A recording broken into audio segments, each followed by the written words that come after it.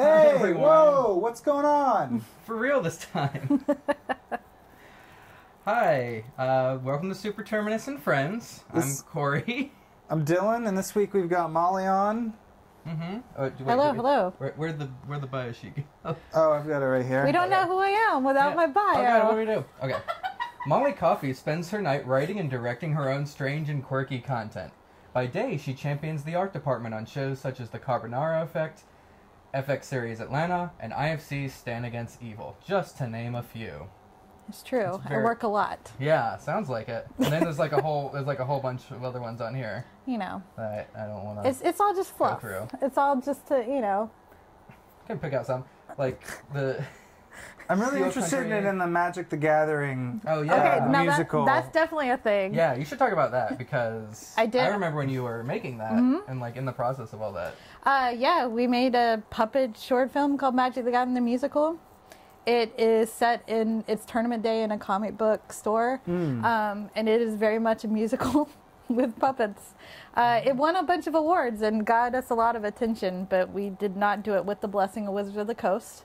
Nor did we try, however, to fly under the radar. We were very upfront with them about the fact that we were making, because like idiots, we asked permission to begin with, and they were like, no.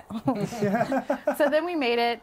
And then we started getting into film festivals, and Gen Con actually invited us to bring the movie there, and that's where they do the national tournament for Magic the Gathering.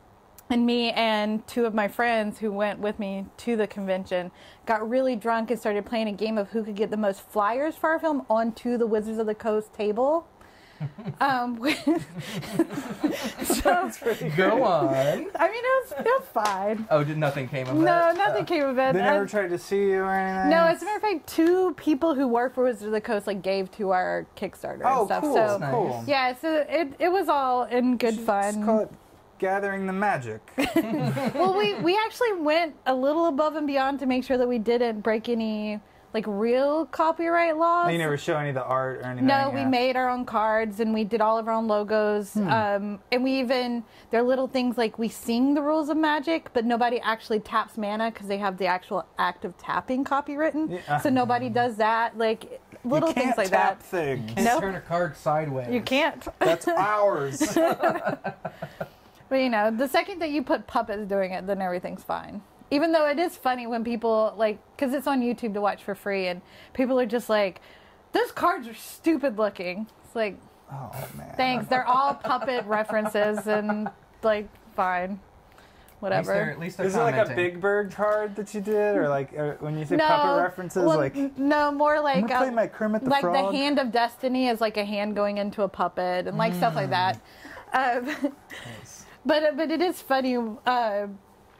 Because, when we made the film, we knew that there would be certain people who loved it, and then certain people who, geek rage, would be immediately offended by the fact that it even exists. And so I still get the YouTube alerts when people comment, and it's just, I've got to turn them off because it just really messes up your day when all of a sudden you're just working and whatnot, and then you get an email notification, you open it up, it's like somebody on YouTube telling you that you should just go and die, for making this thing. It's like, eventually I'll turn these off and I won't get them anymore. Yeah. That means you're doing something. I know. Right? Trolls, trolls are going to troll. Yeah. No, we had a lot of success around it. I can't complain in any way, shape, or form. It's like, I noticed a minute in that Planeswalker card was not the official artwork. Right, My neckbeard is enraged. I mean, we have a rap battle where every single line is a reference to a Magic the Gathering card. I mean...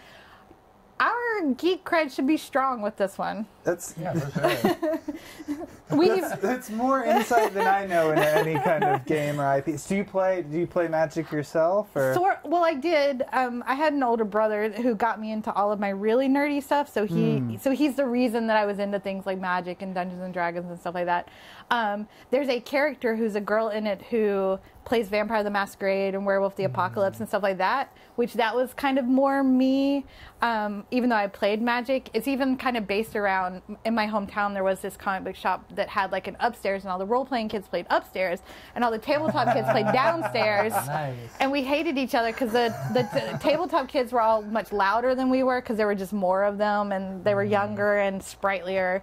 And so there was like always this kind of like war going on between the tabletop kids and the role-playing kids, which is part of what inspired it. Though what really inspired it was I was a little inebriated, and we were listening to Jesus Christ Superstar like normal people do when they're drinking. Listening to Jesus Christ Superstar. And I just like started laughing so hard that everybody's like, Molly, like, what the fuck is happening? And I was like, no.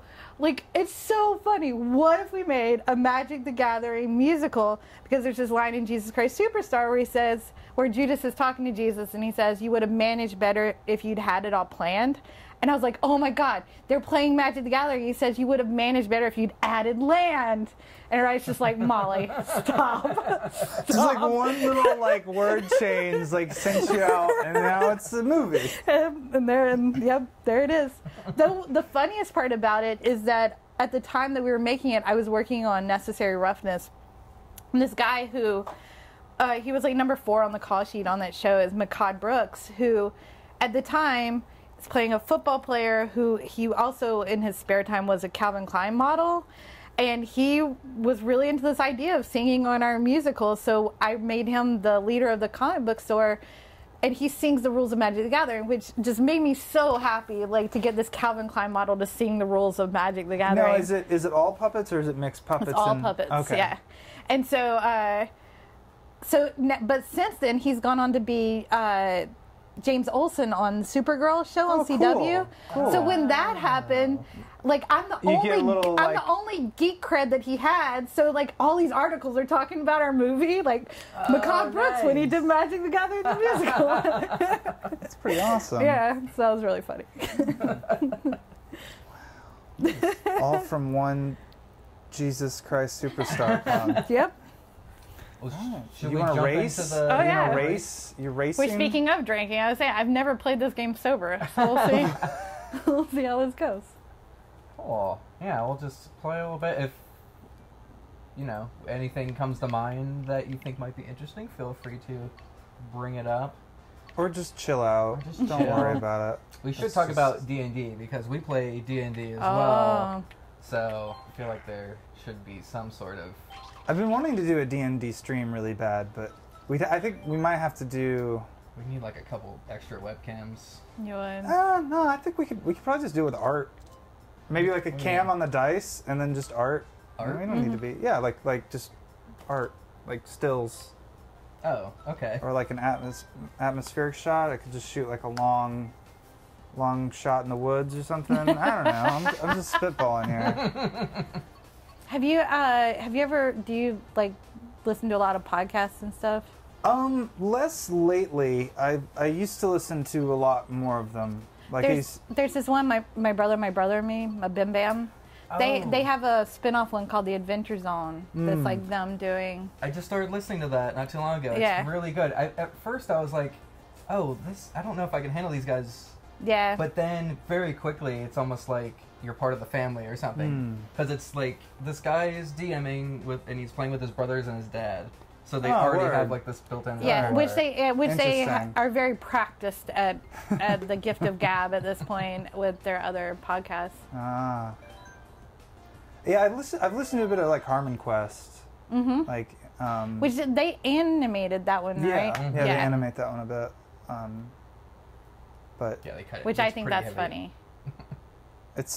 That was animated. Some of the parts were animated locally, I think. Oh, really? Oh, yeah? Yeah, I know this guy who like basically works out of his basement, but he has like a studio in his basement. So other people work with him, but they did some of the scenes for that. I've known some sound guys like that. They'll just have their Pro Tools board all set up in their living room or whatever, and people come to their house.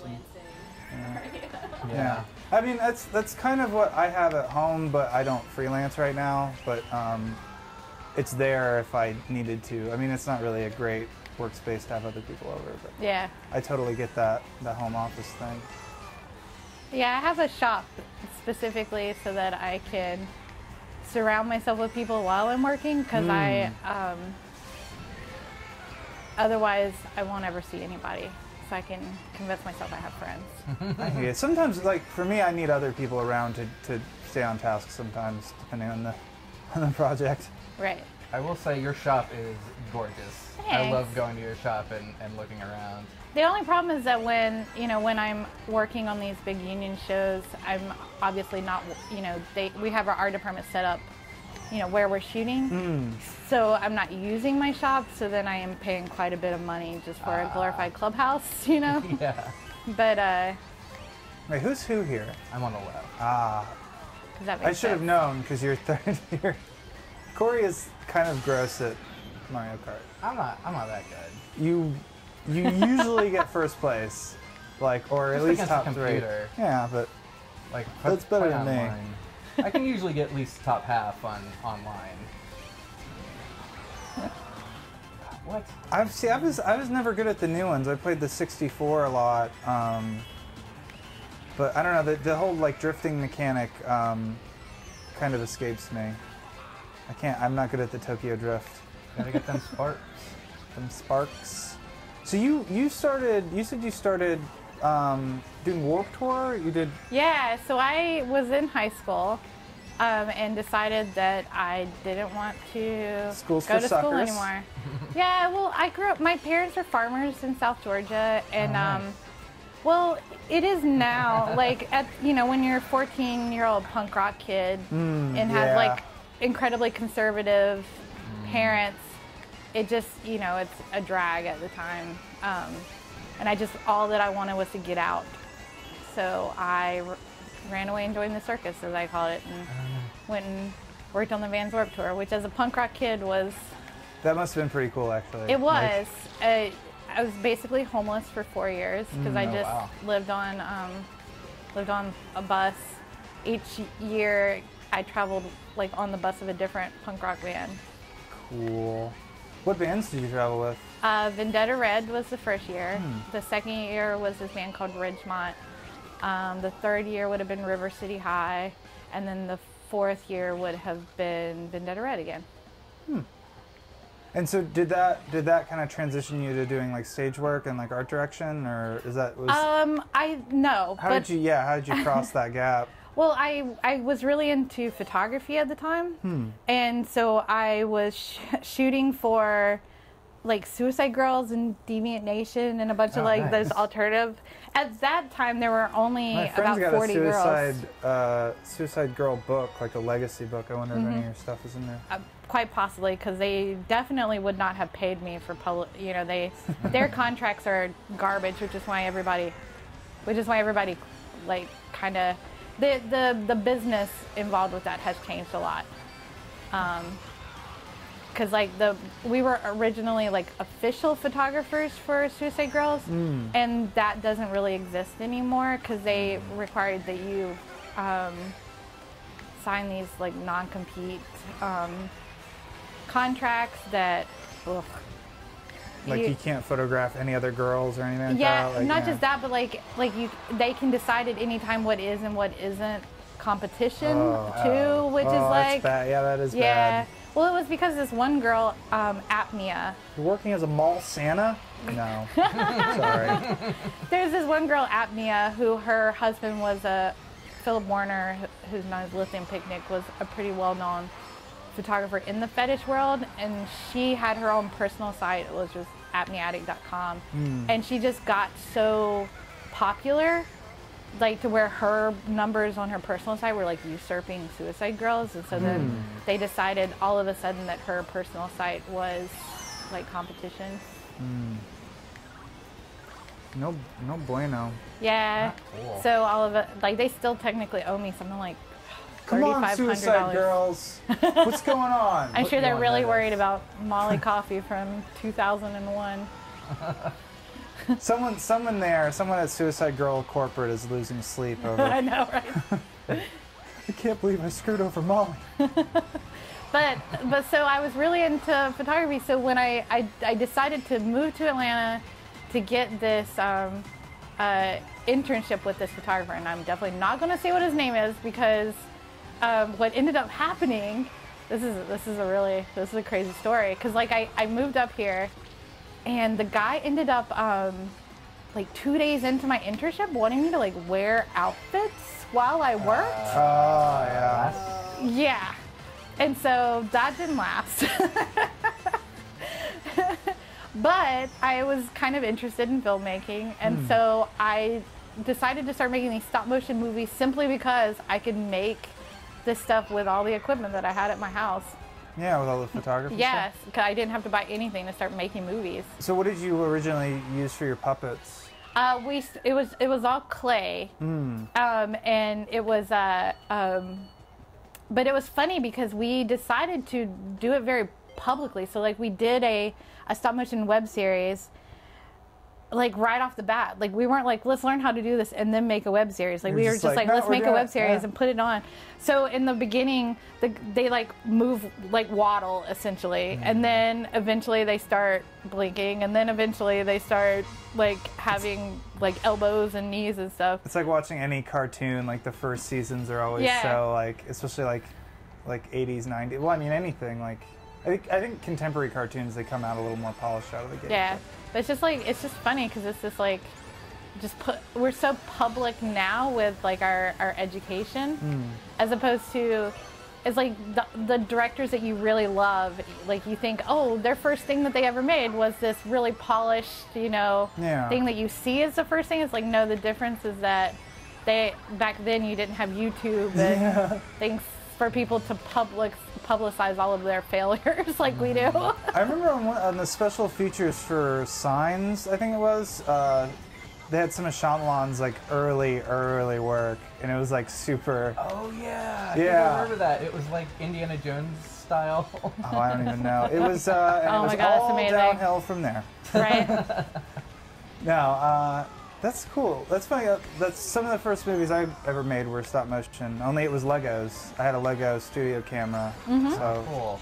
So I ended up I got Mike Bruni to do a recurring voice of this character on our stop motion, and he, because I was like, I was this incredibly huge fan of Blood Car, which was like this crappy horror movie that him and all these kids here in Atlanta made years ago. But it's weird because it was like the movie that made me think that I could make movies, which is... I hear you. Because it was just interesting enough, but made cheaply enough. But then they also... Like everything that they did on it, I was like, I can do that. Like, I know I can't, I'm not going to make Spielberg, but I know I can do what they're doing. And I just, their humor was my humor, and I don't know, it was a really inspiring thing. So I was like, I'm just going to ask Mike Bruni if he'll do a voice. Like, I didn't know him or anything. And he ended up being like, yeah, sure, of course I will. So, when the whole thing was said and done, and the web series was called Orgasmation, was the name of the web series. Is that still on YouTube? It's all still on there. Nice. But I know what I'm watching tonight. just start with the stuff at the end, because You start at the end and go backwards. right, it's the de-evolution It's like a of stop memento. motion. Yeah. Claymation memento. Memento. So at the very, very end, I gave everyone presents because everybody worked for free, and I gave him this really cheesy coupon book that was like me to come and do free work on his stuff. Funny. And like a week later, he called me. I was like, "Hey, I'm shooting a music video this weekend. Will you come out and be a PA?" Yeah. I was like, "Yeah," because that was early enough that the idea of working as a PA was super exciting. Oh yeah. So I came out and I was there for about 15 minutes, and there was this girl who was wearing combat boots, who was carrying heavier stuff than everybody else, and so I just started helping her carry stuff, and it turned out that she was a production designer. And then I worked for art department with the rest of that, because after everyone left, she still had to stay and restore the school, and I was like the only person that stayed and helped her, and I've never had to worry about work again after that. Like, I started working there, and it was weird because with art department, all these things that I've done throughout my life, between rigging stages and knowing how to weld, and even like my mom, I used to do in Girl Scouts, we would crochet pot holders. I've even done that for a show before. So it's like all these weird things. All this knowledge base from your entire life comes up, and all of it made me weirdly qualified to work in the film Slumdog industry. art director. What did your parents farm? All produce. So like, Okay. it used to be mostly peaches. It's not mostly peaches anymore. But it's a lot of cucumbers and watermelon and tomatoes, and they have some that are pick your own. But yeah, peaches actually are becoming impossible to grow in Georgia. Really? Oh no. Yeah, it's kind of crazy. Can't to get a new fruit, new state fruit. I know. Well, we haven't been the leading producer of It's South peaches Carolina, for a long right? time. Yep. Is it too hot? Is it just getting too warm? No, Is what's it... happening is that so it gets warm early, and so then all of the peach trees bloom, and then we get a late freeze, and it freezes all of our blossoms. Damn. Yeah, so it's getting impossible. My parents also have 70 trees of this fruit called mayhaws, which I bet you've never heard of. It is a little red fruit that looks like a cranberry, but it's kin to the cran apple, and it's indigenous to the swamps of Louisiana, which is where my mom's from. And Wow. they make moonshine with it. Oh no. Ooh, wow. Hopefully that's not going endangered or anything. No. But what is endangered is people that have heard of mayhaws. I've definitely heard of mayhaw jelly. Yeah. Well, at least they're keeping the dream alive. Yeah, well, for a long time, they were worried that they were going to go out of business altogether because, you know, the people who shop, you know, from sheds and produce stands and things like that are dying out because it was the older generations. But in the last 10 years, canning has become popular again because everybody wants to be green, and all the hipsters now are like really into making pickles and stuff, and now all of a sudden, like, business is booming again. Nice. Thanks, millennials. I know. They're killing the big grocery store industry.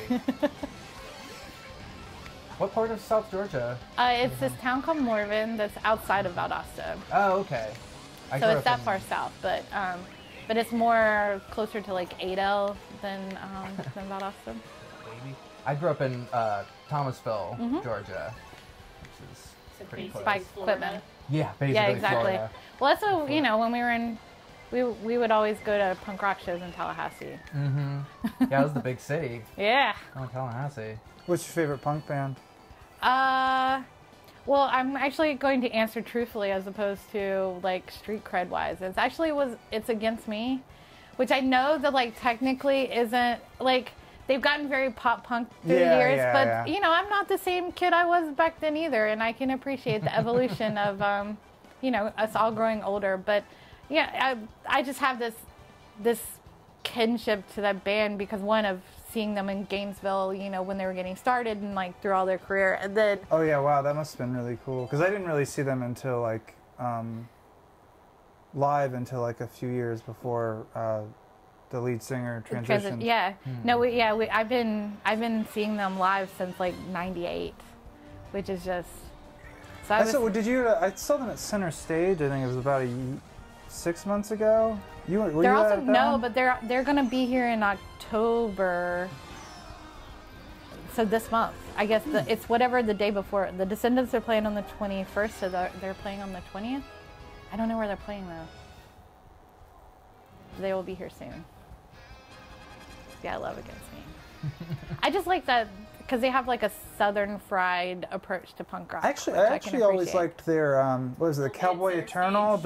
the Oh, yeah. acoustic Oh yeah. one. I always liked that one a lot. They'll be at Center Stage Sunday, October 22nd. 22nd. So it's the day after Descendants or day before. I can't remember. Pass the rock. Yeah, there you go. Sorry. it's How does this slow. work? What's go go and go is A. I just break is need go B, and steer. steer is the left stick. All right. You want to drift with that button. You like hop and you have to hold it to drift, and then the left one's the items. And then I Prepared. think you're player one, so you have to select. Oh, I gotta do the stuff. What are we doing? 100 or 150? We did or- 150, I think. Okay, keep it legit. I had to get dry bone used.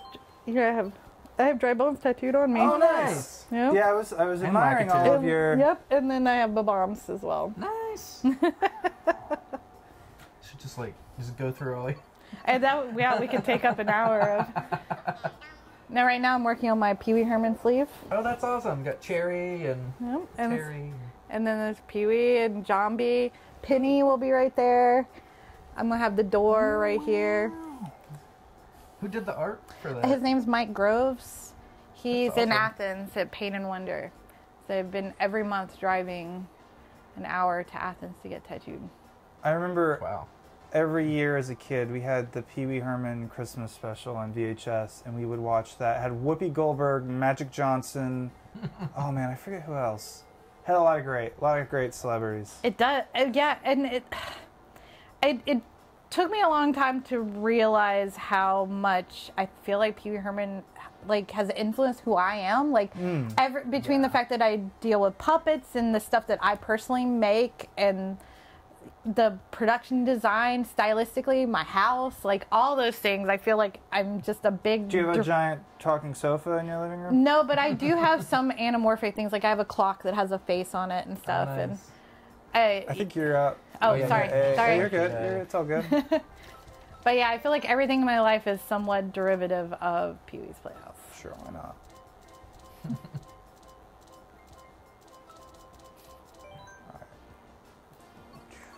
You have What a do we- preference for tracks? It's just some classic Rainbow Road action. Yeah. Yeah. I'm a stickler for the classics. I'm an old man. I don't understand the future. So old. Here, this person on this couch. Okay, we've got these questions, which I feel like we might have I know answered a we've couple of kinda them already. Yeah, I was trying to just. Do it more organically than me. Yeah. Really? Yeah, you're better than I am. What is your favorite project that you've ever worked on? Thanks for patronizing. Sorry. I didn't mean. They're great questions. They are. Really good. Yeah. Well, and I would say that there are two that compete with each other for very different reasons, which is the first one being like getting to set decorate the first season of Atlanta. Oh yeah, I was gonna ask you about that. Yeah, I mean that so good. I mean, not just to be part of something like that where, you know, you work on a lot of things that you are hoping are going to be great, and there are lots of things that you work on that you're positive are going to be great, and then they come out and they're, you know, garbage. Was that one that you knew was gonna be? For the most part, there were a couple of things about this season, like the episode where we were the Black Entertainment Network episode where it's all the commercials the, you know, it was. Those are. It I was- haven't seen a whole lot of the show, but I saw the commercials and like stuff. it's so far outside of, you know, the format of everything else and taking a lot of chances. It also, like, giving away some secrets. Like that episode, there was a totally different episode that we were going to shoot, and 2 weeks before they like completely trashed that episode, and Oh, weird. and all of a sudden we were putting together that one. So it was in that regard also like a little scary. But it, Can you say what the episode actually was? I don't think I can. Okay. But even though I can tell you that I did ask if they were doing that episode this season, because I'm not doing the second season, and they said no, because I had hoped that they were going to revisit because it was really good. Oh man. But I do love that. I am glad I did that episode. Oh, 'cause yeah. Every time I get an Arizona iced tea now, I like prices on the can though. But that's man, when we were making it, because that's also some of my proudest moments, because getting the brands to agree to let us do that stuff, you know, you try your hardest anytime you do product placement. You Right. try to give people as little information as possible about what you're doing, because they can, you know, decide that they are not interested. You know, like the show that I'm working on right now, Brockmire season 2. You know, he's an alcoholic, and in the first season they got product placement from from Sazerac Rye. But, you know, now that the show's come out and you really realize how much his drinking problem influences, you know, the show and the way things go and his dumpster fire of a life, it's a little harder to convince Sazerac Rye to partner with you again. But so Atlanta was a little bit of that, in that we, you know, you're as vague as possible with these companies about what you're doing, and then you get them to sign the paper, and once they sign the paper... then you can do whatever you want. It's open season. Yeah, as long as you don't break them. Like on the Walking Dead, we would have 2 different contracts. Like there's the contract that is for, because a lot of people would stipulate that whatever thing you're using, you can't use it to kill someone, so it can't be used as a weapon. Oh man. Kind of thing. Wait, what kind of things were there that... Well, just anything. Like even we had a Barbie horse that appears in one of the episodes it's just like they want it in the contract that you can show our Barbie horse on screen, but it cannot be used in a scene in which a child dies, or it can't be used as a weapon in any way, shape, or form. That's unfortunate because killing a zombie with a Barbie horse would be kind amazing. of amazing. Now I want to see that. Yeah, it's funny how people try to protect their products like that. Or like another one that you get a lot of times in contracts is if you are doing product placement phones, they'll say like that the phone can never be shown without full bars of service. Right. Stuff like that.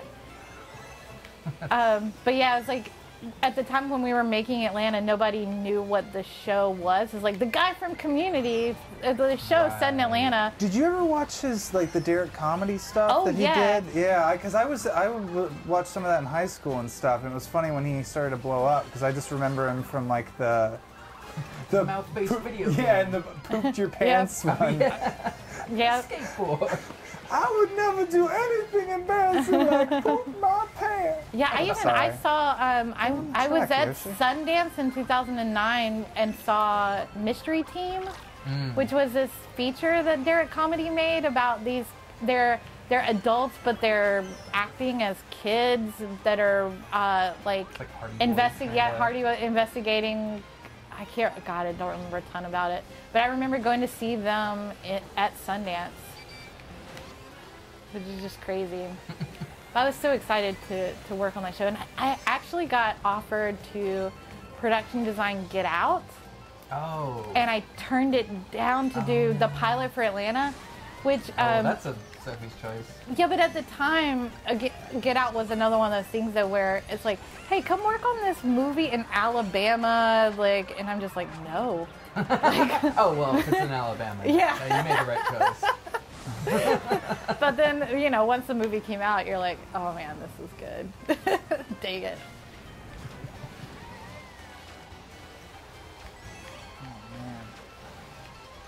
Oh jeez. We haven't even talked about the game at all, which is good. Like usually Mario Kart. Usually when we play the game, like conversation stops. Right. We're just like focusing, but. Well, luckily I'm really bad enough at the game that it doesn't really matter if I talk about. I was doing really well that last game, and now I'm all over the place. So what was the last D&D character you played? Oh God, no. You nerd out about That's that. my. Oh, it might be because it's kind of crummy. Oh, man. I'm sorry. This controller's broken. It's not fair. What's D&D character? Oh What gosh, was that? no. Well, it's funny because we've been talking a lot about trying to get a game going recently. Come in, we'll do it on the stream. Oh my gosh, we need to. Super Terminus All Stars. We'll get Bob in here. Yeah. That would actually be amazing. Bob? Oh yeah. I mean, just Him to DM it. That'd be. just an episode that's just us character building would actually be kind of amazing. It's like coming up with backgrounds. Oh and... yeah, they have to have a whole story. Mm-hmm. Oh man. It's one of the things I really like about 5th edition is they kind of built that into the rules. Which is. Yeah, because I came from tabletop games, so going from that to D&D, it took me a while to figure. This is really way more role playing. The dice are really just a formality. So do you play a lot of board games? A lot, yeah. Actually, last night I had a little game night with my friends. We played Blood Rage and Roll for the Galaxy, which are both really Roll for the fun. Galaxy is definitely in our... I'm very bad at it, but I really like it. Wait, have you played Scythe? No, I've not. That is our new obsession game because it walks us, because I'm really big into the resource games. But Settlers or sure, Settlers is the gateway. It's a gateway one, but like Agricola or Lords of Waterdeep. I've seen Lords of Waterdeep. The one I always played a lot was Dominion. I always liked that one because it was Dominion's good, pretty yep. streamlined. Yeah. But, and Scythe like kind of makes everybody happy. Oh God, as far as like the different mechanics for gameplay. It's our newest obsession. It's one that one of the guys in our group always goes to Gen Con and he always comes back with all the, oh God, I can't fly. He always comes back with the good stuff. I played Board this. games are fun. I played this game recently called Mystic Vale, and it's like a card I know. building. Yeah, I'm game. trying to. I feel like I know what it is, but I'm trying to remember. So you have kind of like a deck, and most of the cards are blank, and some of them are basically like land cards. And then as you go, you use like those energies to purchase basically upgrades for the card, which in real terms is like a transparent sheet with like a bit of info on it, and you can slide it into this like all the cards have sleeves. So you can there's like up to 3 slots. And there's like top, middle, bottom, and you can't like obviously put 2 tops on each other. It has to be, you know, fill it up logically. But it was really fun. I'd never like even heard of a card game like that before. Yeah. Where it was basically you were building. How did they go from ahead of you to 9th and you're? Oh my God. Mom. It's Mario Kart. It's brutal. it's like the Wild West out there. I had a thought and then it escaped me. I'm just thinking of board games. Yeah. But the one that like one group of friends I have, they always like playing Secret Hitler. Or it's my one friend who really likes Secret Hitler, and he insists that we all play it. But I really like those like duplicitous. Maybe. Short mustaches. But yeah, like that and Werewolf. I really like Right. the duplicitous games. Where you can kind of, it's all like it's like the whodunit. Oh no! I guess that could have been worse. Friggin' blue shells. It's kind of why I like Betrayal on House on the Hill. It starts as like a co-op game, but then it turns into. Really? I haven't heard of that one. Oh, have you not played that one? No. That one's great. That It's like sounds a haunted fun. house game. You should also try Mysterium. Like Mysterium is this game where you have the person who is the GM, and they are a ghost, and they're trying to give clues to the other players to figure out who killed them. But it's once you start playing, the GM is never allowed to talk. Like they just like talk with cards that they're playing. Ooh. So you are actually trying to help people solve, but you're limited in the clues that you can give by just what comes out of the deck randomly. So sometimes it's much easier than other times. And then also if you don't know the people that you're playing with really well, it can be really interesting because you're trying to communicate to them through pictures. But it's one of those that you can, even the people who aren't super gamers enjoy. Yeah. There's one I really used to like called the Game of Things, and it's kind of like Cards Against Humanity, but you can write your own answers. So it stays a little fresher, I think, than because like once you hear all the cards, it's like it's not as funny. Right. It's like, oh, it's potty humor on a card. But you're actually trying to guess. It's not like who had the best combination. It's you're trying to guess who put down what, and so it's kind of like that where it's like it's a great way to like get to know people because you don't really know what people's sensibilities are, and then like you figure out who has the quirky answers and the dirty answers Right. or the safe answers or whatever. And let me just drive off the track a bunch. Jeez Louise. You've probably got a little bit of an advantage, Molly, because you've got the bumpers on your cart. I'm trying to say that I Bumpers? should not be in 5th place right now. Is that what you're saying? No, I'm just saying you, just giving some color commentary for the people watching. For the hardcore Mario Kart fans, they want that sweet Mario Kart meta.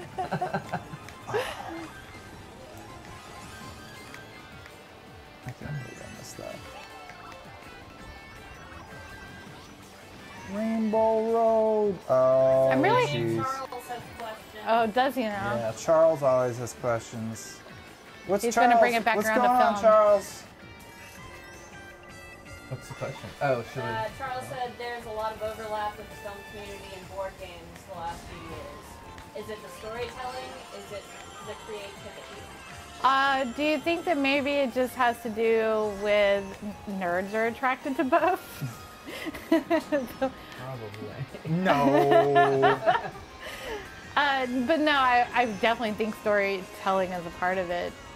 I mean, I think that we're in this is the generation that, like the time that it's acceptable to, that we're just exploring all the different ways of storytelling. Like, look at how television has evolved and like what it can be. Like where television used to have to be 30-minute single camera comedies with laugh tracks, and now we have shows like True Detective that, or even like Talking About Atlanta that was able to make that Black Entertainment Network episode that lived outside of any kind of format that existed on any other episodes, and nobody even batted an eye at it and just appreciated it for what it was, like creative storytelling.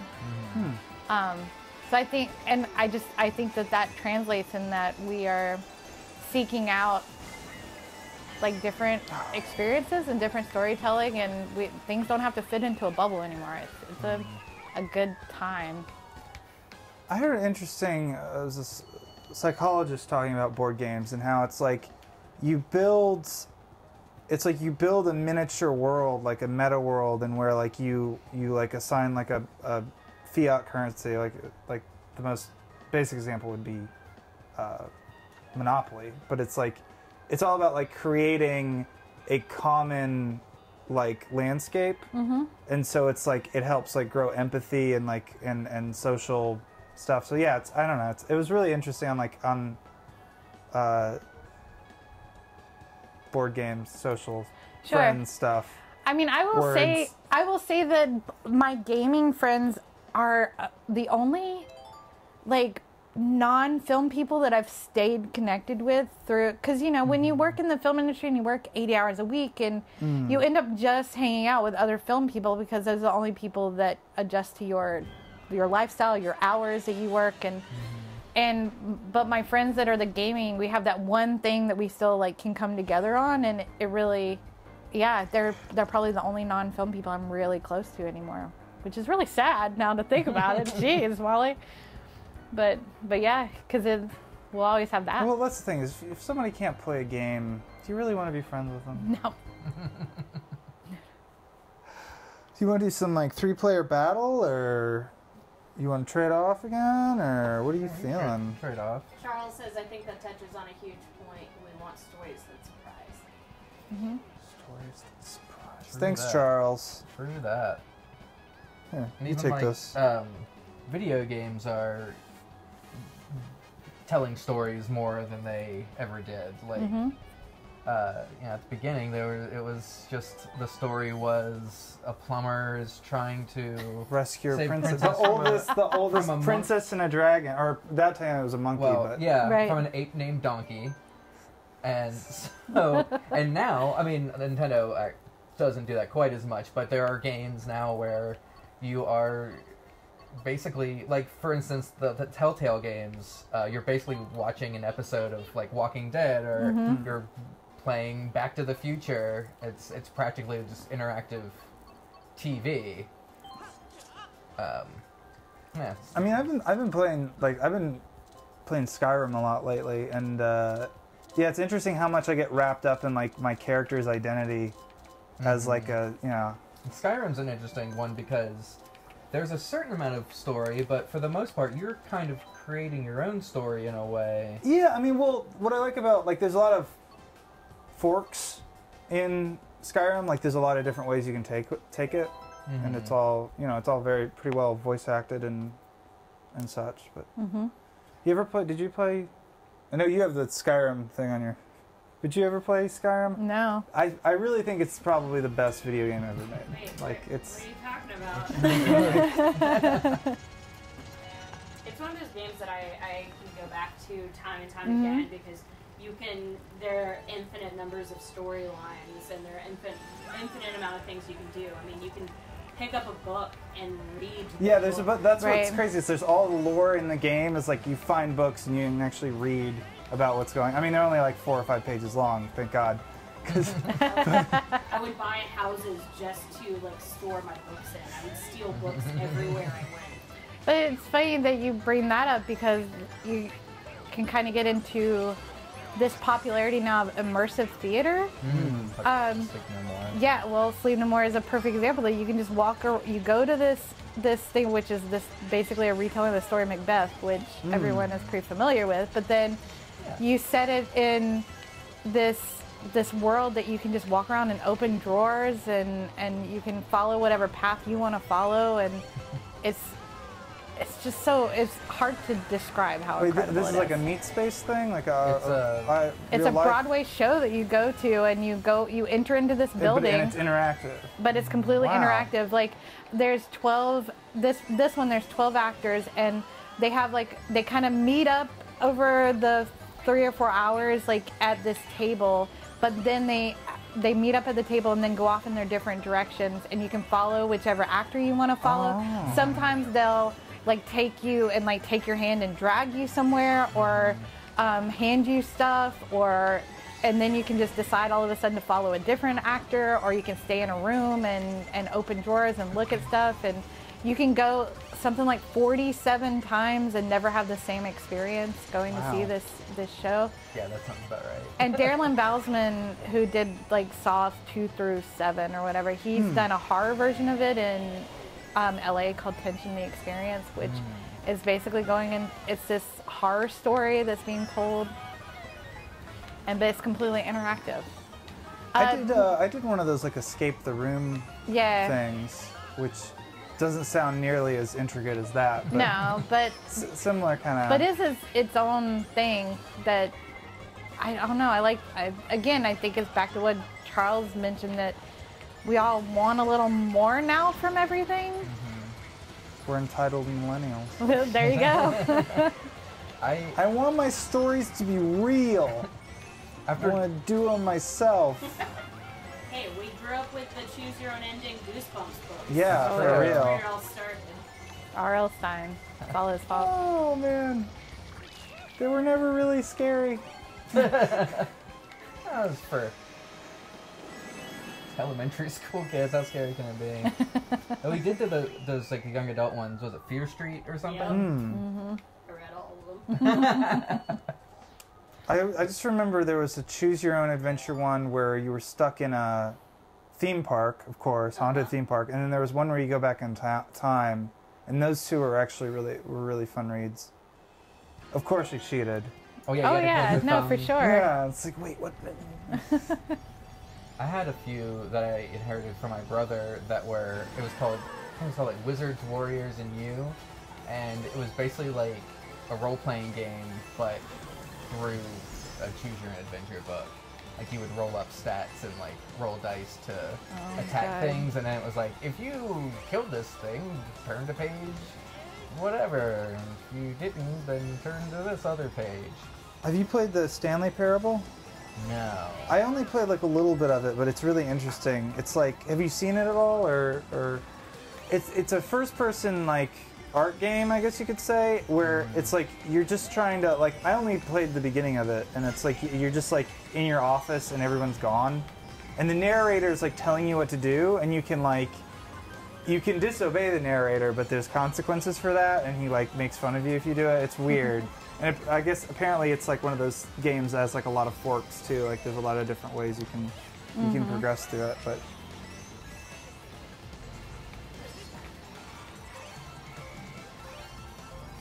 What I would give to be able to have time to read a book. tell me about it. I have time, but I choose to play video games instead. I do. Well, I say that, but then I still definitely have my comic book time. Well, that's at least reading. You're doing that's one step better than I'm doing. My sister consistently gives me a really hard time about my stack of comic books that I have sitting there unread. But it's if I don't keep buying them anyway, like I'm just gonna end up going and buying them once I can finally sit down and read them because I'm gonna be missing them. What are you reading right now?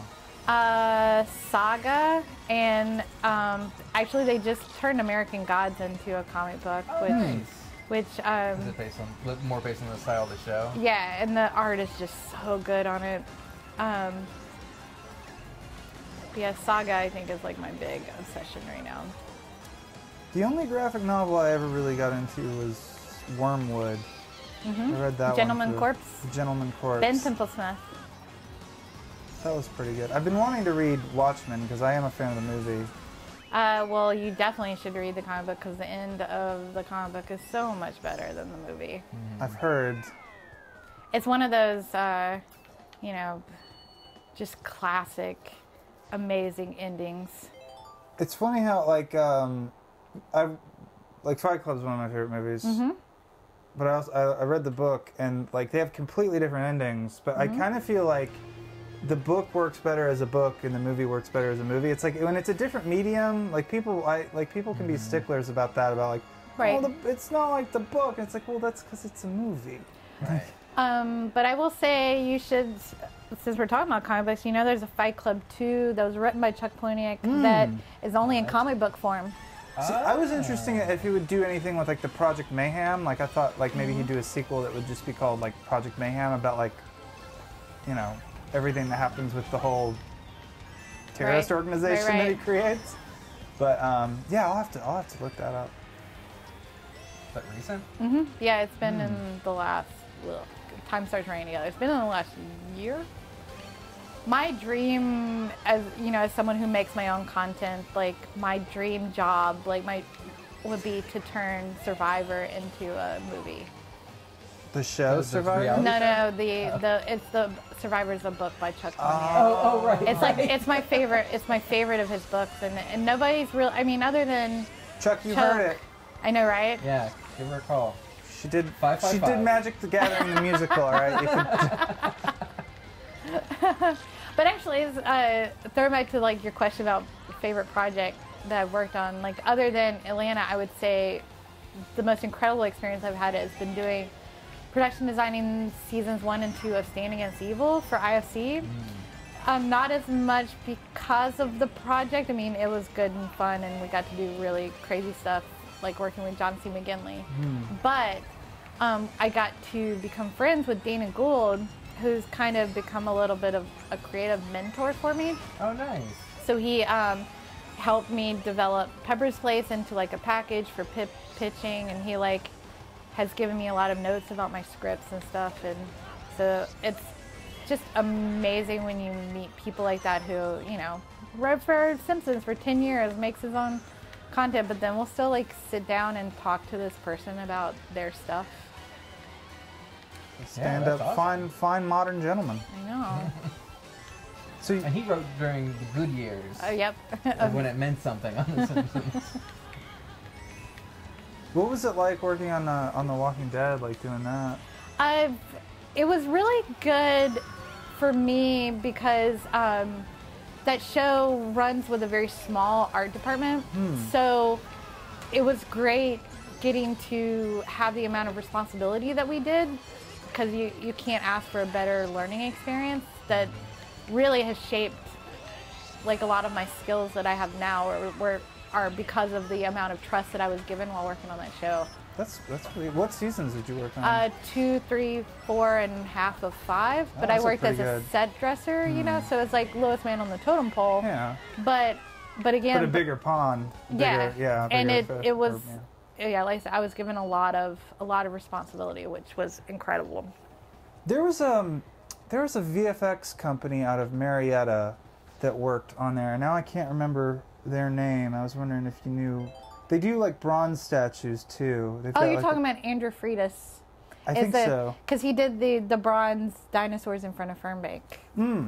I did not know that. Yeah. I'm trying to think of what he's totally in Marietta. What is the name of The Artisan Resource Center. I used to work for a little distribution company out of there. The Young brothers are out of there. Matt and Jared Young. Yeah, I've worked with them a few times. They're great. Yeah. I can never tell them apart, but they're. So I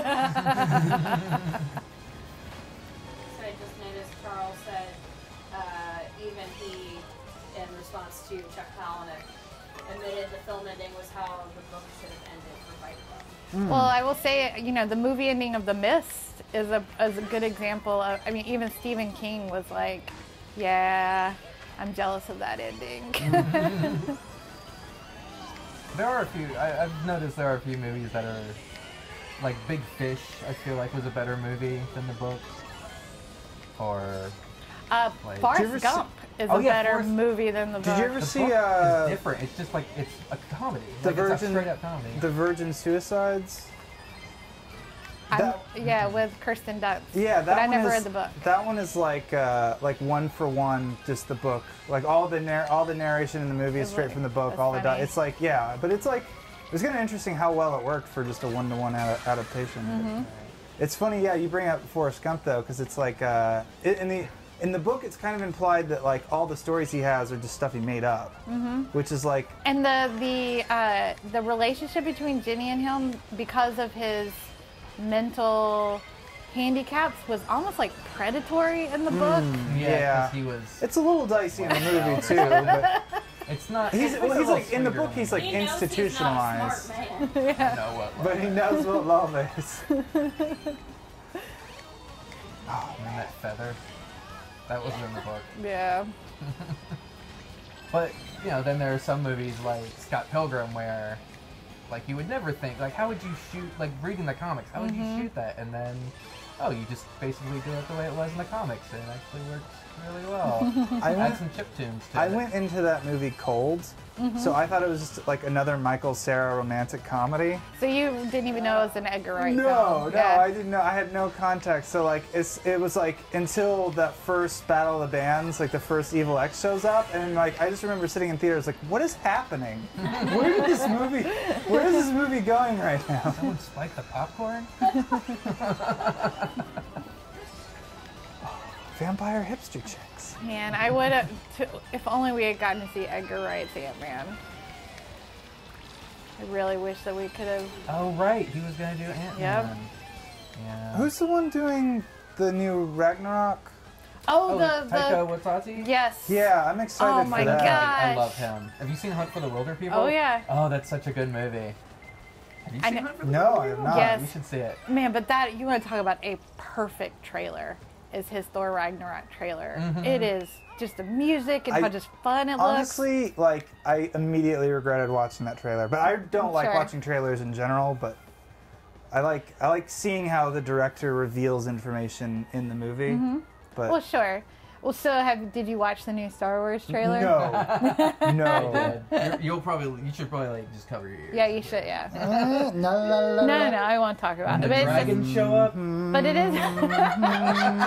The ghost of Jar Jar. Oh man. Oh God. But yeah, people immediately started sending me messages because I'm really into Star Wars, and people immediately started sending me messages about it, and I'm like, okay, I have to wait and sit down to watch this because every Star Wars trailer, I've cried my eyes out. Even when they were at San Diego Comic-Con, they were doing all the panels, and then they were live streaming the panels, and I'm just sitting in my living room watching panels, crying. Like, I'm like, this is. I will have to say when bad Han Solo bit it, Oh yeah. that was pretty. I teared up a bit. That's such a powerful scene too. Like, I'm really hoping that that's gonna like even mean more once we know more about the story. I feel like Kylo's arc is gonna. I don't know. We'll see. We'll see.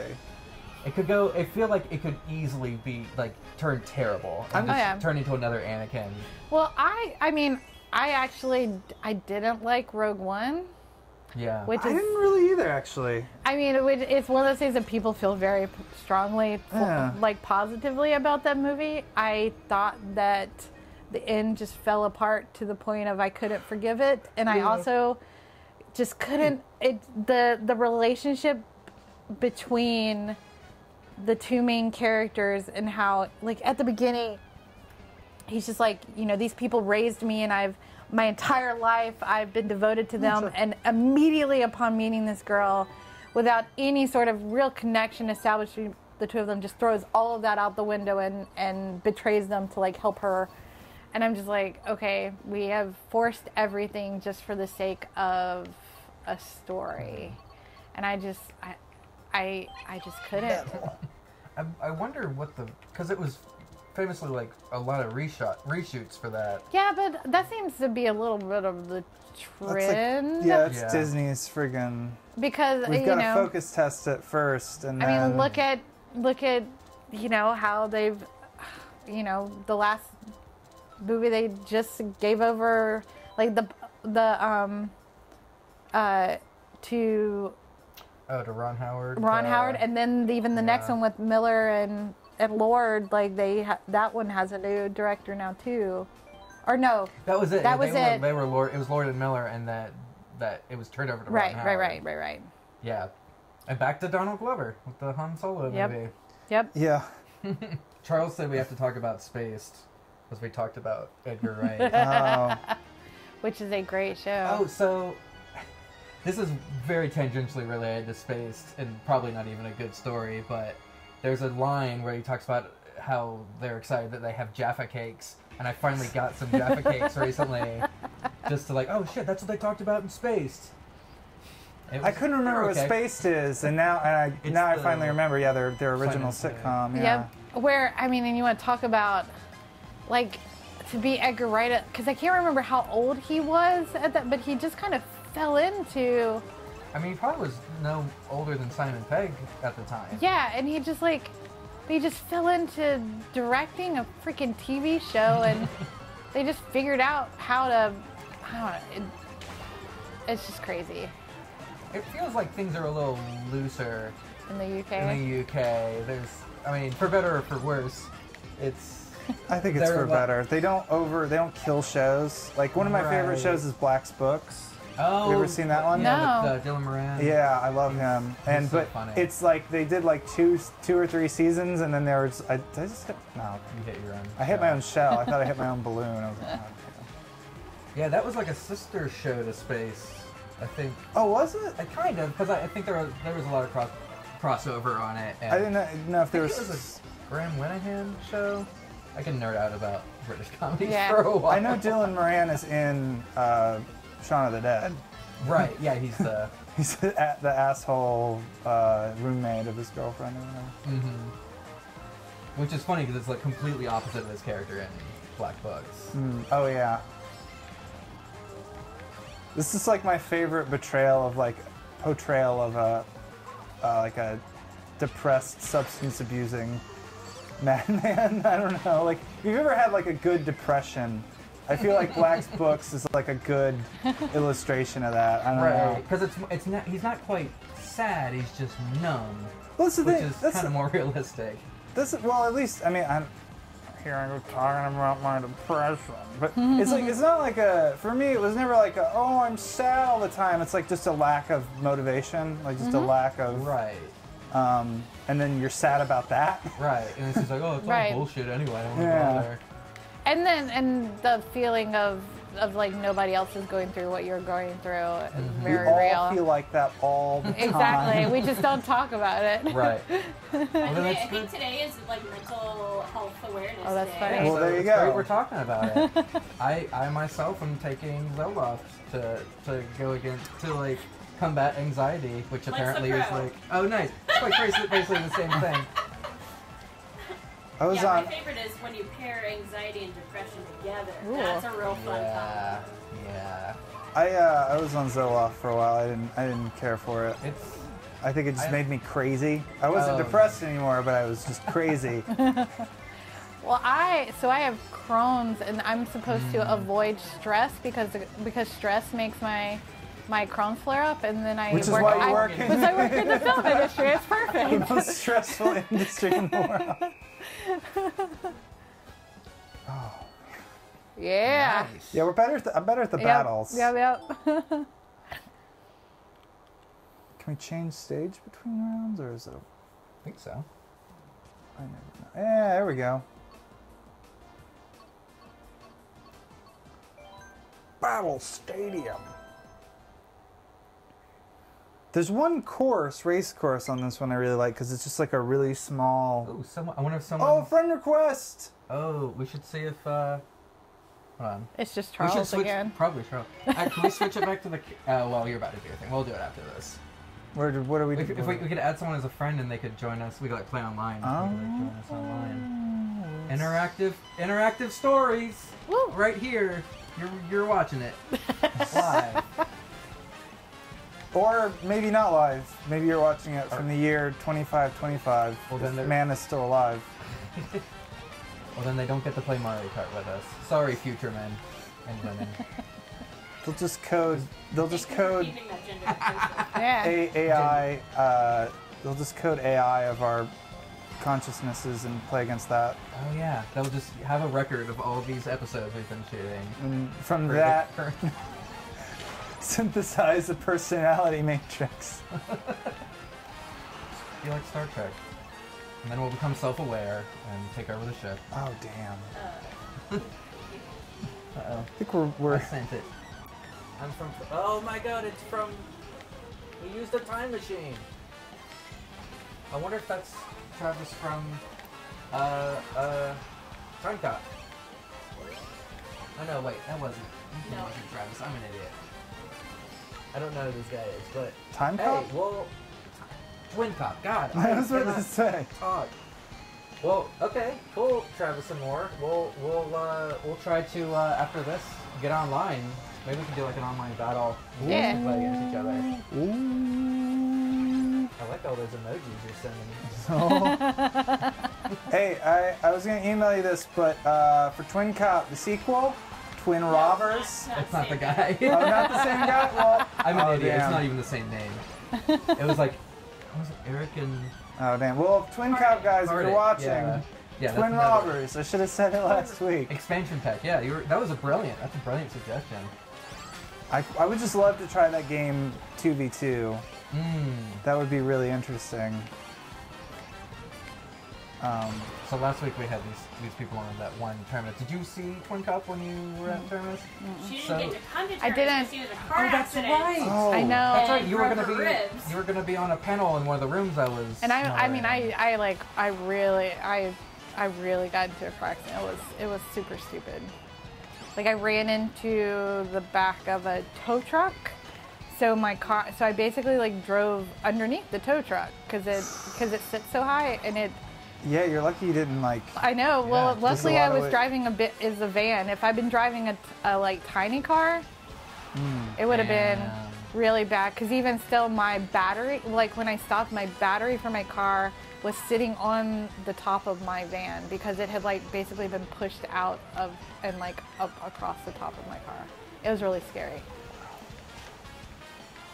Yeah, like I know, like a lot of people like will run into the back of semi trucks, and because it's like the trailer's raised, and I could imagine with the back of a tow truck, it's the same thing because it just bypasses the whole crumple zone and goes right into your face. My dad went under a semi. Oh man.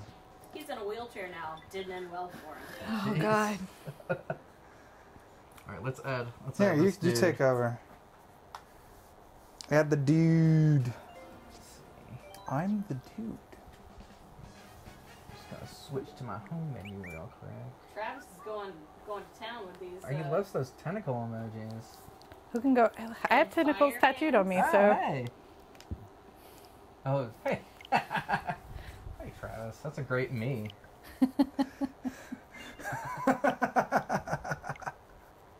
I'm assuming that you look just like that in real life. Right, let's do some online.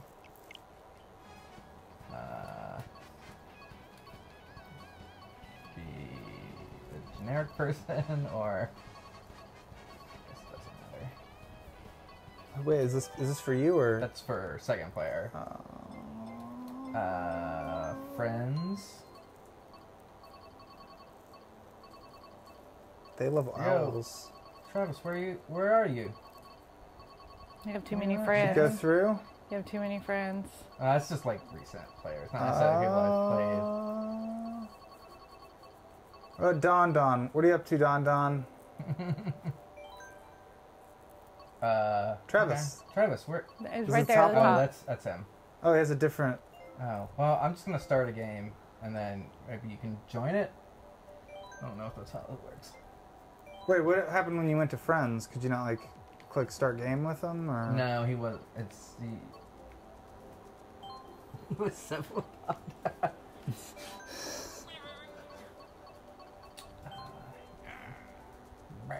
Bye. Oh, Mario Kart.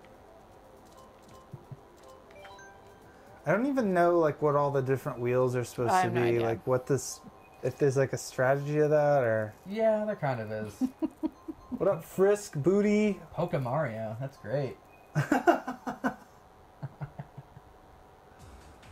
Bird.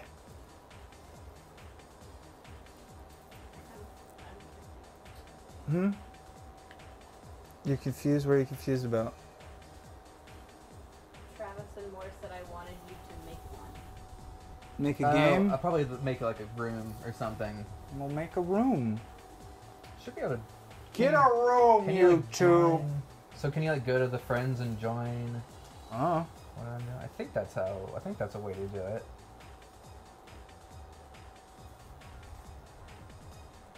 Or wait. Maybe. Maybe. Hold up. Maybe. Friends. Okay, I'm gonna make a room. I'm gonna create a room to play with Travis. Shy guy. Mario 2 is always my favorite Mario. Just because it's so weird. Some computers on. Easy. What are we, plebs? Oh no, we don't want race. We want. Battle me. Shine Thief was interesting. Yeah. It's the king of the hill.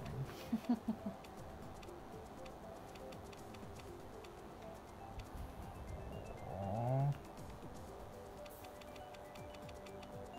Wait. Why is that not letting me do that? Oh. It's good TV right here. Yeah, Yeah. And I like the, like that star field. Are those UFOs? Are freaking aliens in the background? oh, probably. Look at this. Oh, there's a lot of them moving around. It looks like looks like the bottom of the ocean or something, like all particles. going through. I've always wanted to see that like bioluminescence, like the plankton or whatever, that'll like wash up. Good game, not fair. I'm using two controls. He's not using tilt controls. Is that the voice of your you? I'm using tilt controls. Hooray! Alright, let's just do it now. What are all those UFOs in the background? Is Nintendo trying to tell us something? We're not alone. Travis said accept my friend request, I- please. You're We not my did. friend. It was We on. did. You It was did on the accept my friend TV. We had request. proof. Go back. Okay, we're just gonna join an online thing. You can like join us in another room. Why don't you make a room, Travis? Huh? Why we gotta do everything? Is your last name Touchdown? No, I hope it's so. more. And more. More? I think like and more, Travis and more.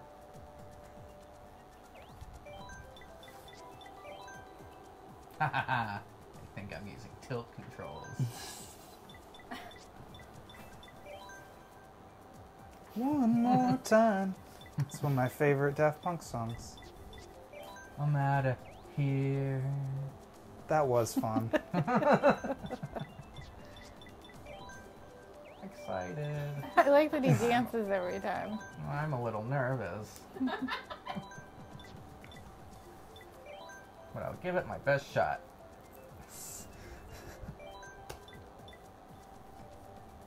Oh, wow. He said you didn't accept my request. I checked. You didn't accept. Maybe it takes a minute to go through because we totally accepted it. Talk to your service provider. Got witnesses. Have you tried turning it off and turning it back on again? Villager. So who we got here? Player. They're really good. I've seen them in a lot of games. Oh, Renegades. Okay. What is this? So. Oh, it's like cops and robbers? Basically, yeah. Oh. This sounds fun. But not twin cops and robbers. Oh, God. You're gonna catch me alive, copper. It's like the John Dillinger escape plan. Or Baby Driver. You're Baby Bowser, right? I'm a Koopa kid. Koopa Kid. Oh, damn. I was gonna say you could have like Baby Bowser Driver.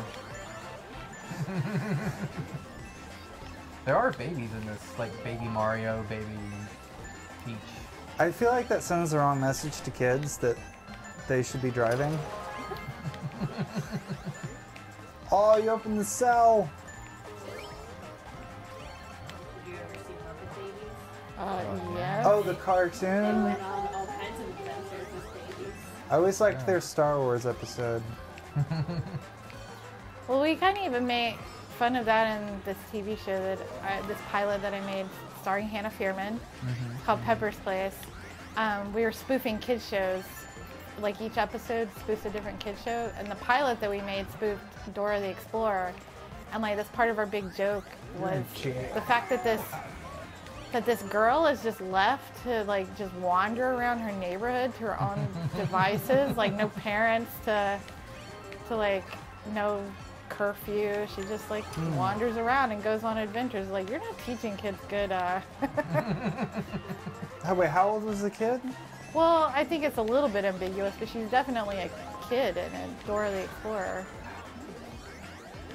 Yeah. I don't know. When I was a kid, my parents both had lots of land. Sure. Not a farm. So I would wander around there. Well, it's somewhat, I think, our generation was a little different time than it is now. Yeah. You know, we definitely left the house every day on our bikes and then didn't come back until, you know, sundown, but we were in the country. Kids, you know, parents go to jail if their kids do that now. It's a little crazy. There's even like a name for it, like it's like Free range parenting? Yep. Oh my god. Either a free range parent or a helicopter parent. In between. That's why I'm just gonna put my kids in the salt mines. I'm just gonna let TV raise my kids. Yeah. Happened to me and I turned out okay. We'll be right back after these words from our sponsors. I say after I talked about how I'm on antidepressants. Yeah, man, everything's great. So good. No, that's terrible. That's not good.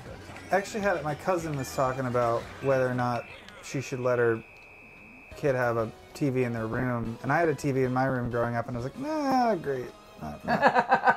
Wasn't healthy. No, You know what kind of shenanigans you get up to. this is bad. So like that was kind of my default activity when I was in my room, was like just watch cartoons, which it's like that's probably why I took to editing, is just because I was kind of ingrained in like the language of film or TV or whatever, like pacing and shot, reverse shot, and all that shit. Well, let's see. Bro, look, we're friends. Yeah, see? Look. See? Fake news.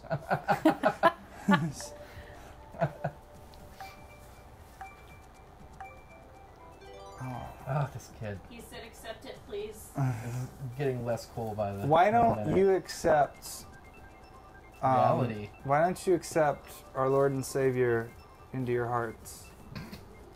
Cthulhu. Settle for May a his lesser cosmic achievement. tentacles touch us. I'll praise the Miskatonic.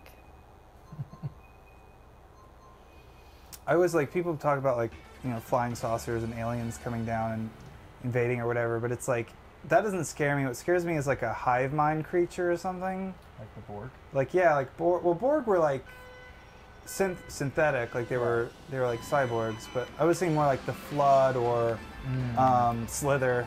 Mm-hmm. Oh, yeah. Such a gross movie, but it's so good. Is this a standard battle, or is this? Yeah, balloon. So weird. I guess the balloons would have taken out. I took my balloons.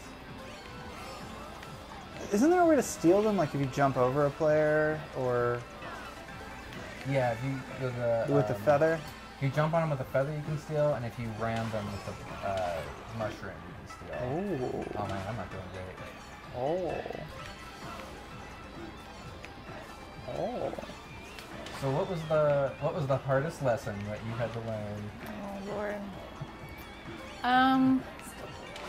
No, I'm not patronizing. I'm highlighting my own awkward interview style. It's not. Your questions are great. I would say it is. It's actually pretty easy to answer that because you have to give up, especially when working in our department. You have to give up on falling in love with anything that you do, and I don't just mean like on a like obviously. You know, you do things and then what ends up making it on the screen is totally different. But it's also, I remember I was buying for this TV pilot that it never got made, but I got so excited going back to musicals. It was like a show that was going to be starring Nathan Lane, where he plays this guy who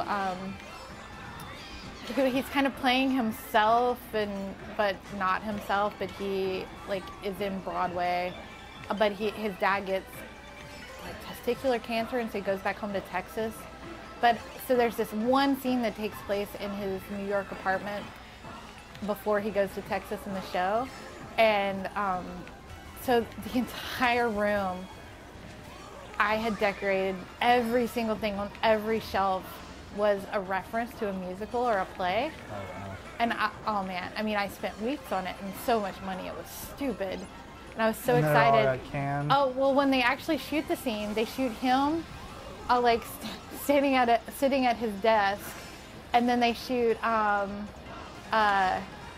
and then when they turn around on the room, they just do his little laptop screen and about an inch around it, and that's like all you see of the entire room. And at first I was just heartbroken, but then I was like, you know, this is a really good lesson in like not falling in love with anything, because everything changes.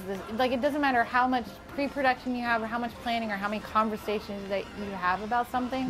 When shooting crew gets there and like what they shoot and then what the actors do, I mean, it changes everything. And then what ends up getting cut after all that, like even if it's shot, maybe it doesn't even make it into the, sometimes I had a producer tell me, it's like sometimes you have to just cut the things you love to save the whole. Which can be so hard, especially when you're talking about actors, you know, like complete actors being cut from movies just because they weren't able to develop that storyline. And that's hard to do that to an actor, much less be the actor who's then cut from the movie. Especially in some situations where it was like the biggest thing they've ever been in, and then their scene is just completely cut from the film. Yeah, I knew an actor who actually went in to play a Marvel character. I'm not sure if he, like what the conditions were, so I'm not gonna say what the actor is or what the character was, but like it was just like a flashback sequence or whatever. But it was like not a major, like not one of the main characters, but like a pretty big supporting character, like and it all got cut, like, and it was I remember when he got the gig, it was a big deal, and he was really excited, and I was really excited for him, because like, oh, I'm gonna get to see my friend in the new Marvel movie. I was like, nope, sorry.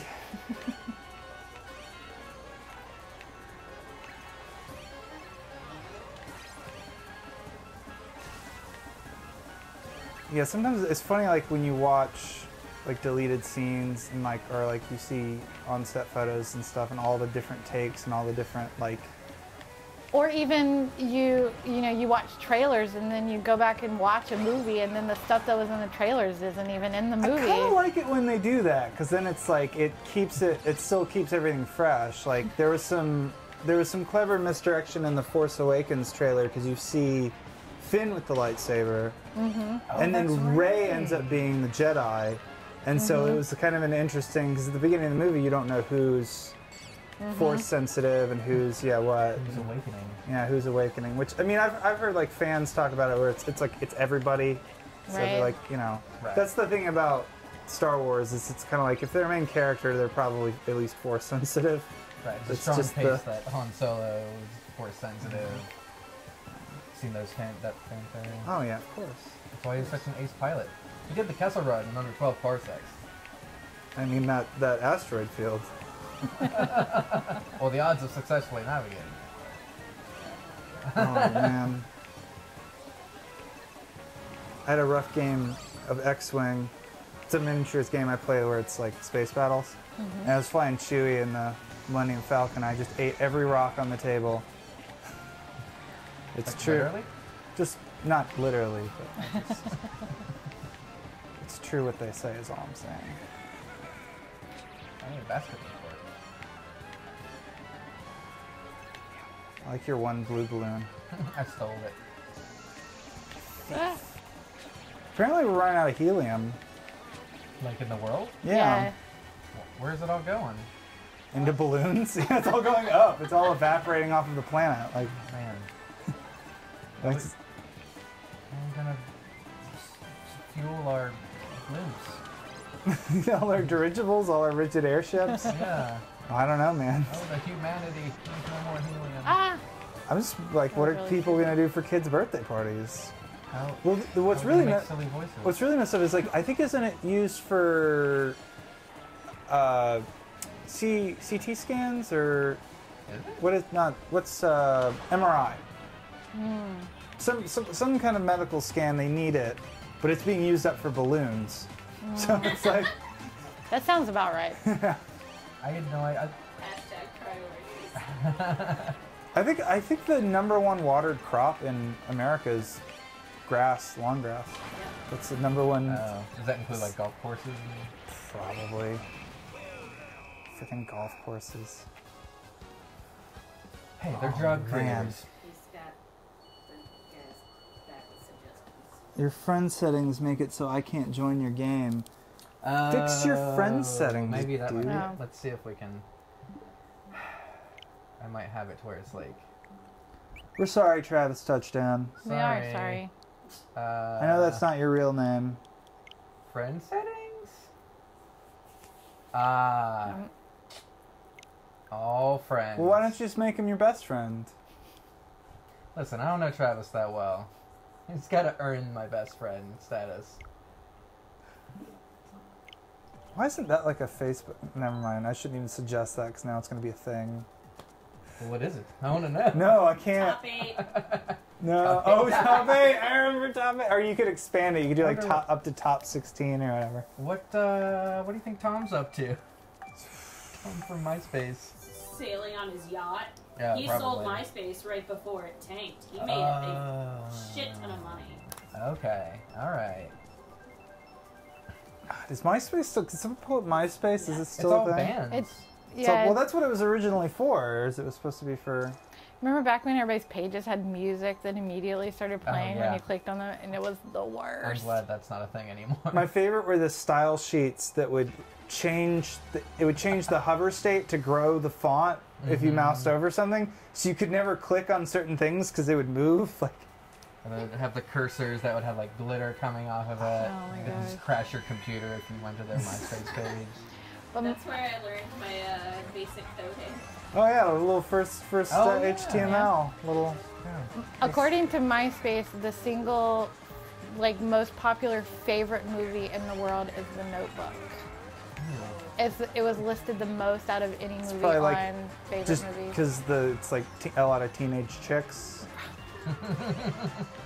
I've never seen it. I walked out of it. I had my high school sweetheart tried to make me watch the movie, and I don't remember Never any of seen that. That's why she's not your high school sweetheart. The guy, Yeah. the guy I went to see it with stayed and I left. There was not a second date. I did make Oh, fun that's of it brutal. in one of our stop motion web series. I made fun of it even though I haven't seen it, which it's probably kind of rude to like make fun of something. But we did this one episode where our character, she like, it's her time of the month, which turns her into a big kaiju monster, and all Oh my these God, like that's amazing. superheroes are trying to like bring her down, like take her down or whatever. But then her friend ends up like saving the day by giving her chocolate My Doll in the Notebook.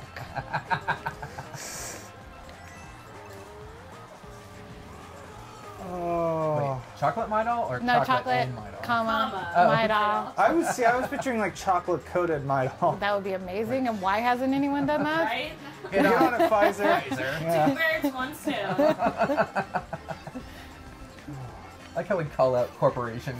Well, you know they're listening. They're listening. So I hope. But they definitely are. Because I know I was having a conversation on my phone and I was talking to someone about calling an Uber and then immediately an Uber ad popped up when I logged on to Facebook. Oh yeah, it's so gross. Yeah, it's scary. My favorite is when it's like I look at something online, like on a web store, and then like immediately after get an ad for that thing that I was just Yeah. looking at. It's like, Oh, yeah. oh really? Like It's really annoying subtle. when it's something. It's annoying when it's something that I just bought. and Yeah, it's an ad it's- for it. Right. I don't need another one. Well, Google AdSense has no idea what to do with me because of shopping for shows. Like they don't, like that's funny. Yeah, they have no idea. You're the craziest hoarder in the world. Well, You- yeah, have who you- is on dialysis because I'm buying IVs and like Oh. I get my favorite is that I get the ads for dialysis machines and I'm just like I kind of like it when they don't know what's going on now. Like, Like a smoke screen. yeah. I had another oh yeah, did you ever hear that story of the Target algorithm that like predicted when like people were pregnant before they even Yes. knew? Like, Is that like This American Life or something? probably. Radio Lab maybe? Yeah, that's crazy. Like they would get an ad for baby clothes in their That's- mail and then find out that they were pregnant based on like their shopping habits. I don't yeah. If you start buying pickles and ice cream together, I'm on to you. Well, that's just good time. Is there pickle flavored ice cream? There has I've to be. seen I would freeze put pops where they freeze the pickles. Oh, that should Saw be it at a the gas station once, somewhere in Alabama. There should be a King of Pops pickle. They should do like a pickleback. Pickleback. Yeah. Jinx. I don't I know always what like they I do. always get the salted chocolate one. Hey, When it's boring. you can't go wrong with the sea The salt. Thai tea is really good. The banana one is always good. They're all good. They are all Now I good. need King of Pops. We should get the people fromKing of Pops on the show just so There they you can bring go. some- get them to sponsor the Give show. us free stuff. Yeah. Brought to you by King of Pops. I was saying earlier when you brought up the Brothers Young, I was thinking it would be really interesting to have them on too. I don't know if they game, but they could watch I'm us game. sure. That, I mean, I mean, if you could call what I'm doing currently gaming, then sure. Travis says he's in the game now. oh Travis! my God, Travis! Are you on our team? I don't think it's. Are we- He's are on we teams on- right now? Who is he playing as? Do we know? He'll say his name. We'll see. Hopefully. See him. Did you go? We're gonna get you, Travis. Now's the time One of the show where way we or pick on our another. fans like a game.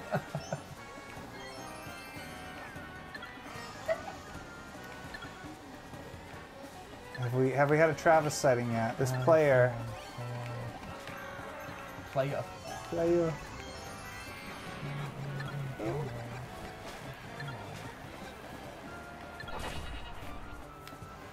Get the shine. You're not getting the star, man. You gotta go for the shine. I'm going. Someone has it. No, Corey just looks like he's going for kills. I was looking for Travis. Oh, you're just looking for Travis? Iffy. Oh, he likes a hard drink. Have you, none of y'all seen Blade Runner yet, have you? No. It's good. I don't know why it's tanking. It is good. It's like, it doesn't feel like just Like critically tanking or box office? Box box office. office. Critically, I think it's, like, on Rotten Tomatoes, it's still good. But, It's like 97%. yeah, but nobody has like that's what they're talking about is that they're really upset with it underperforming. It'll be a cult classic. Yeah, I'm sure. Yeah, Well, but I that don't know doesn't. about- But Cult Classics doesn't do anything for the actual funding of films and the decision to fund films. Well, I mean, you could. Well, there's a lot of like, because I'm sure like the revenue streams are shifting from box office and ad to like Right. merchandising and all that stuff, and like yeah, you know what I'm saying. Yeah. So, I have a Blade Runner. My friend had a Blade Runner umbrella with the light in it. It's pretty neat. Yeah, you should see it. It's really pretty movie too. It's one that deserves a theater going. They're like, it's like a lot of hauntingly beautiful shots in that movie. And rant. I've been wanting to run into somebody else who saw it so I can talk about it. It's the problem with working in the film industry Yeah, is you that never get to see him. no, because the little amount of time that I'm actually off work, I'm just like, oh my god, I get to sleep for 5 hours before I have to be at work again. This is so exciting. It's a Bob Dylan line: "Condemned to drift, or else be kept from drifting." How's that guy making his name in all memes? Memes. All vertical and whatnot. Return. Oh, no! Yeah, I still haven't seen him. Yeah, I haven't seen it at all. Maybe his name's there? I thought it said Travis when I was looking at it earlier.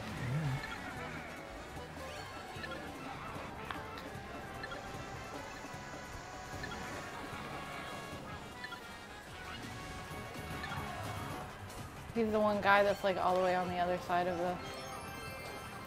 Probably.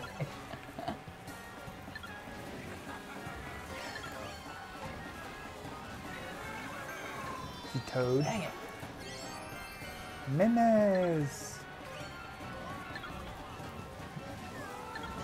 So which show was it that you said you were working on currently? It is Brockmire season 2, which is Hank Azaria plays a down and out sports announcer.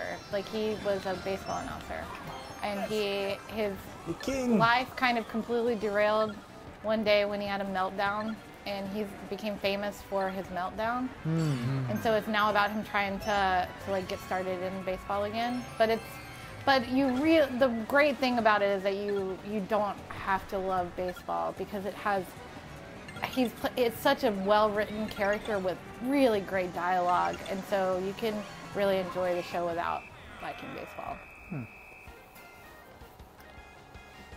Bam!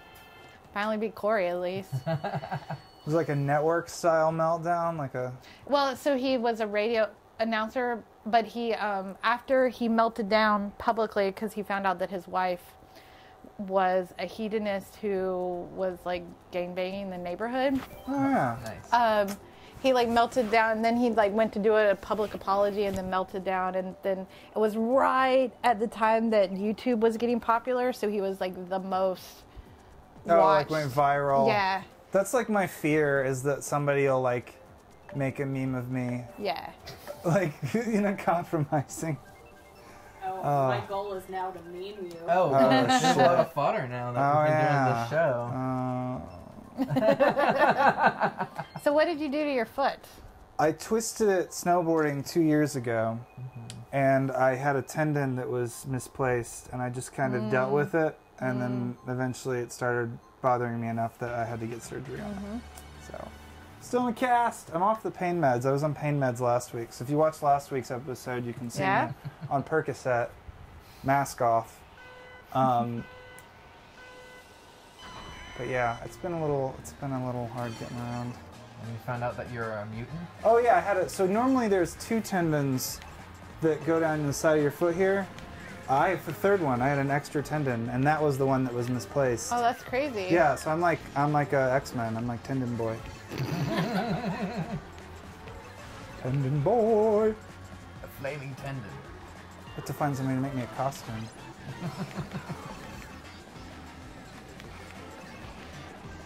It was a really dumb injury too, because I wasn't even riding. Like I wasn't even going down the mountain. I like got caught in some deep snow, and I was trying to roll out of it, and I undid my back binding, and then tried to roll with my front binding still in, and the board was just still stuck in the snow. So when I rolled, my foot didn't.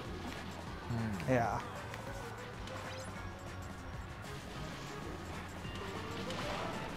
No. It's dislocated my kneecap getting on my bed. It's always, I always hurt myself on like stupid little things Yeah. like that. It's like, And everybody's like, what happened? And I'm like, fell off a mountain while saving puppies.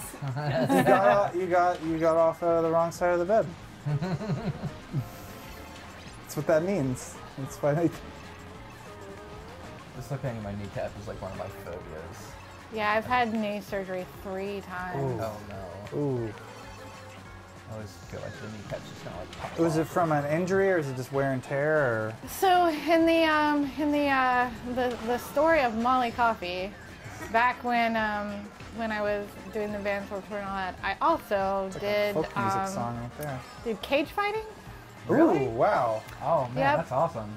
My brother, who was the one who was much older than me and got me into D&D and all that stuff, he was training for UFC, and so we would spar together. And I mean, we took martial arts together practically our whole lives, because he was 8 years older than me, and he was having a brother that was that much older and that much bigger than me just made it where I was really good, because he was really hard to spar against. But in all of my cage fighting, I had a lot of injuries, and as you get older, your body just reminds you that you were once young and an idiot. Yeah, I had an older friend once told me, as you get older, your body punishes you for every stupid thing you've ever Yep. done. It's so true, because so I would have bone spurs in my, where it was like little tiny shavings that came off that slowly built up with calcium and turned into these like 1-inch, like just little calcium deposits floating around in my kneecaps, which is not comfortable. I could imagine. So stay did at not beat home you and that play time. video games, kids. But not for too long, because you could also You die could of also, blood clots. you could also hurt Yeah. your eyes. Or Pain die of thrombosis. starvation, forget to go up to the bathroom.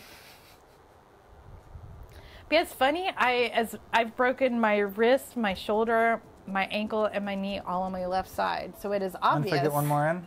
Or are What y'all I ready to- favor when I'm fighting. One more. So can you still kick some ass? I've If forced to, like if. it's been a little while now since I've been in a fight, but not quite as long as I would like to admit. Well, you gotta protect yourself. Well, but it's never yourself that you're getting into a fight. It's always because I'm hanging out with some girl who's drunk who ends up starting an argument with some dude. Oh, Jesus. But those days, I now have different taste in girls, thank God. Yeah. Because I had a type for a while, that's for sure. Yeah. They say don't mess with crazy, but crazy is always so So passionate. much more fun. And usually hotter. Is the hotness make them crazy? I don't know. That's a chicken and egg kind of thing. I mean, my dashing good looks kind of make me a little crazy sometimes. So I can sympathize. Sure. That's what it is. Yourself. That's what it is. Where are the robbers? I know, Where are the robbers? I don't know where I'm not a good please man. I can't find anybody. Oh, there's one.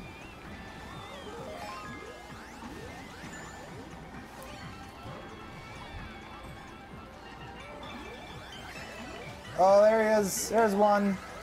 Oh, I just let them all out. I feel like this mode is heavily weighted toward the robbers. I think somebody needs to guard the button. I think that's what I'm going to do. I'm going to play defense. Is it always at the same spot? Or no, it moved. Oh, it's in the center. I think you can tell on the I map. keep forgetting what character I am on the... Yes? Or is it upstairs? Oh, probably up,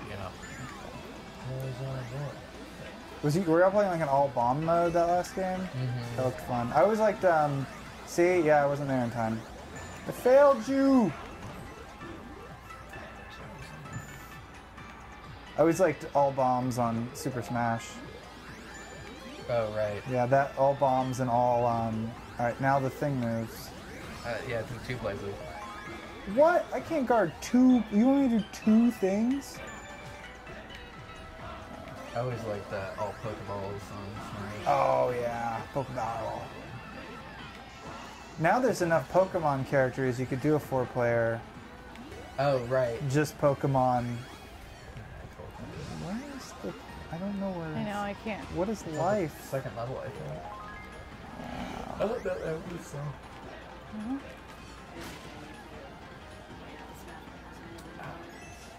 Yeah, Melee's the one that like a lot of the purists.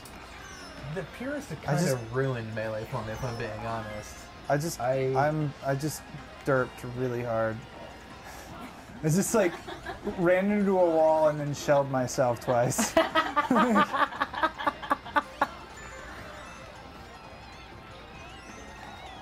Oh, where is this? Oh, I get one? You got one, yeah. I got one. I wasn't even looking. I was looking at the mini map. Oh, yeah, you got another one. That's. I just need to not pay attention, and then I do great. With the blast shield down. My eyes can deceive. There I go again. What is? Oh, man. Did we get them all? No. No, we got all but 2. 3. I got 3 things. I don't know how much longer y'all still want to game more. Y'all feeling good or? It's about we're about at the we're almost at the 2-hour mark. Yeah. Good point to call it. I'm running out of things to talk about, so. Yeah, is there anything that we didn't touch on that you want to talk about? I don't think so. This was a lot of fun. Yeah. Yeah, thanks for coming up. Atlanta Film Chat? Oh yeah. Oh yeah, we have a podcast called Atlanta Film Chat that goes up once a week. We've been doing it for 3 years now, once a Wow. week. It goes up every Monday, and it's just either people talking about their projects that they either shot here, or people that are from here and trying to make things, or people just talking about what their job is. Like we had a first AD on that explains what first ADs do, and a location manager on who explains that locations, like what they do other than just scouting. You know, they have to line up bathrooms and all the really fancy parts of their job. But so it's just about the positive sides of the way the industry is changing here, and the tax incentive and the Georgia Production Partnership, and like every week is different. You should listen. Cool. Are you a member of GPB? I am. I was when I was a student, but I haven't. You should, because they're the ones that are responsible for paying for our lobbyists that are staying vigilant to fight the Cook brothers to keep our tax incentive. Yeah. Do they still meet over at Marlowe's Tavern? No. Well, they've kind of been alternating, because they started like when they've been changing a lot. Like and they've also been trying to do some now in the evenings and some during the day, so that every month is a little bit different. They've done some at the Atlanta Technical College. They did one at the University of North Georgia. Mm-hmm. They did. cool. They've done some at. I'm trying to think of the name. Neighbors. No, not Neighbors. Yeah, Neighbors, because they have that room in the back. Like they've done them in a bunch of places now. But they still do sometimes at Manuel's Tavern. They just started moving it around while Manuel's was closed, you know, during that time. Oh yeah. But yeah, a lot of people complained that they were all during the day during lunch, and so they're trying to kind of alternate some. I mean, that makes sense, and everyone can do that. Yeah, I don't think that it's affected the attendance quite as much as they had hoped that it would. But yeah. I should check them out. Anyway, yeah. Yeah, they're, you know, I mean, you look at who the guests are, because, you know, depending on what week it is, what month it is, you know, how relevant it would be. But, you know, they recently had the guys from Archer on there talking about animation and how the tax incentive affects animation. And so, you know, it's pretty cool. Just got to put the little "Made in Georgia" sticker at the end, right? Yes. Good old GPB. Anything else? I don't think so. I think All right. that's it. That's it, kids. Thanks for watching. having me. Yeah, thanks for coming on. Yeah, Molly Coffee. Yep. We were saying earlier, you've got a really great show business name. Yeah, I've had multiple people tell me that they didn't believe it was real. And George Romero told me that I should have been a stripper. Thank you. What, from the name alone? Yeah, just that I had one of those names. That's weird because I wouldn't call that a stripper name per No. se.